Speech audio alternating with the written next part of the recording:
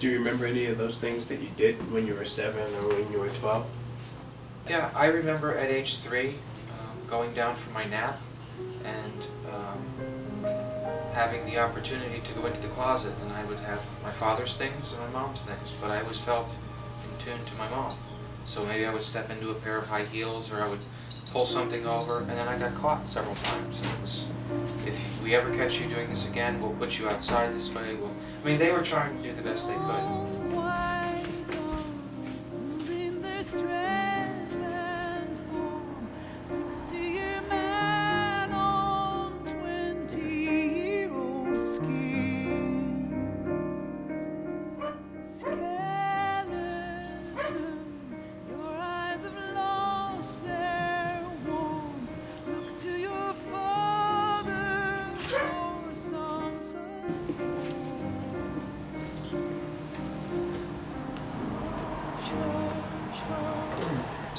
If we ever catch you doing this again, we'll put you outside this way. I mean, they were trying to do the best they could. You know, given that I presented as a male, it wouldn't be till years later when I started to grow breasts around puberty that a lot of people didn't even know then, because I kept covering things. I held my body a certain way, I wore certain clothes, and that became a day-to-day thing. But it started then.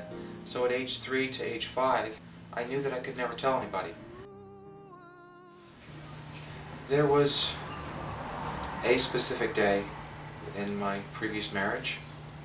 I had found out about extramarital affairs, and I realized that I wasn't the one who would be everything to her, like I had tried to be. And I realized that it was about time to take back my life. If the people you love with all your heart don't care about you that way, then why pretend anymore? So I actually seized that as an opportunity to say, okay, we know this about you, here's something about me. And I knew that once I said it, there would be no going back. I had what was equivalent to a B-cup breast. When I went back a few months later for the gender reassignment surgery,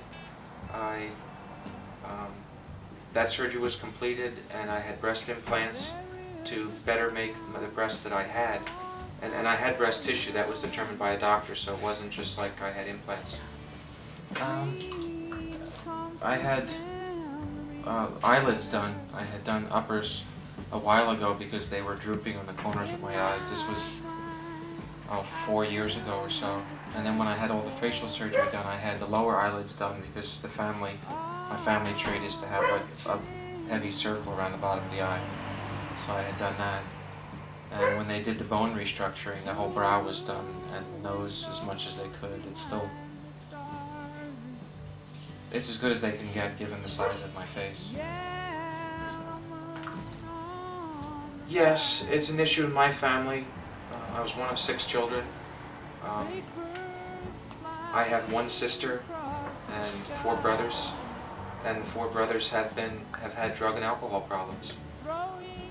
I think that I should have been the one to have drug and alcohol problems, but I dealt with what I had inside my head. And we were loved, but in a different way.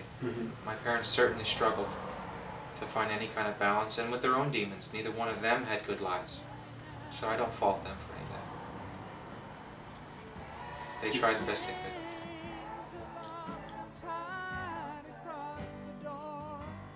Because I could fit into the male world, given the way I looked. I was a heavy-set kid, but not fat.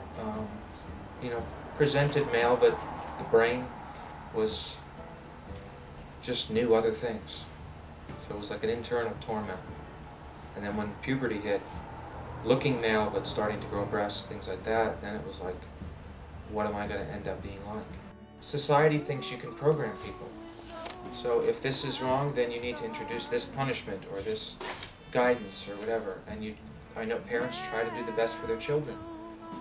What hope could you have if you wandered around completely transgender? You'd think, I won't want that for my children. Like I wouldn't want it for my children. So you try to steer them, and you think of the culture at the time, late 50s, early 60s, that was what you did. You disciplined them. To humiliation wouldn't be, I was never beaten. You know, there was discipline, but it was more of a strict guidance, threat of humiliation. You know, what would work for this child to try to forget that? Being a hockey player was what I picked up on to be the person I was expected to be. Through my whole life, earlier I was very much academic and music. I never liked sports, but I had brothers that my father just loved sports, and they were looked down on as like, you know, his great progeny. So I didn't have any of that, and I hit a certain point where I was asked to play only to have someone to shoot at playing hockey. So after that, having hormones and growing from 5'4" to 6'1" in a year, I ran with it. I played for 32 years and traveled all over the world playing. It became, see, I'm your son. You know, I pushed aside any thought that I would ever be who I felt I was inside to try to prove myself to my father and to other people.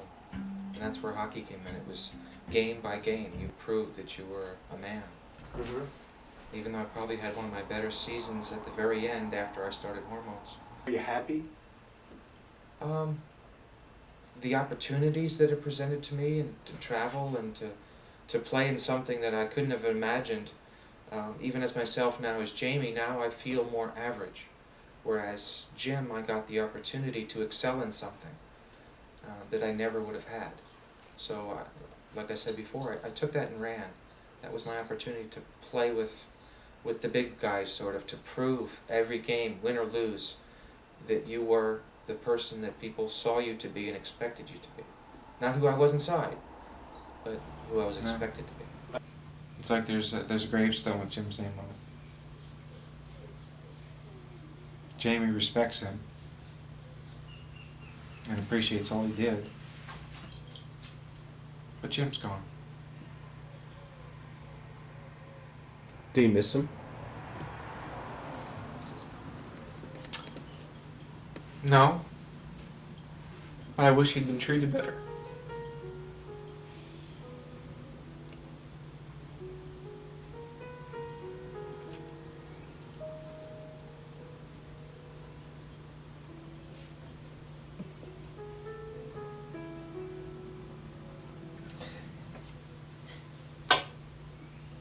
Never had to deal with this before, crying with makeup. So you have to learn that too. Or letting your feelings show. Jim was not allowed to cry. Jamie can cry. It feels good sometimes to cry, but it's up to Jamie whether she wants to do or not. And Jim is still a touching subject. I'm proud of Jim. Jim has accomplished a lot, in spite of the odds. He's given me more opportunities and things that I couldn't have dreamed of doing through Jim's hard work and intelligence. I can look back and remember like I was a passenger along with in the back seat. It doesn't feel like it was me doing those things, but I observed them.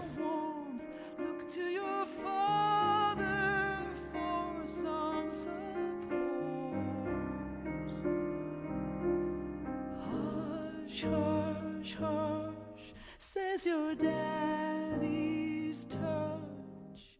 Sleep, sleep, sleep, says the heart.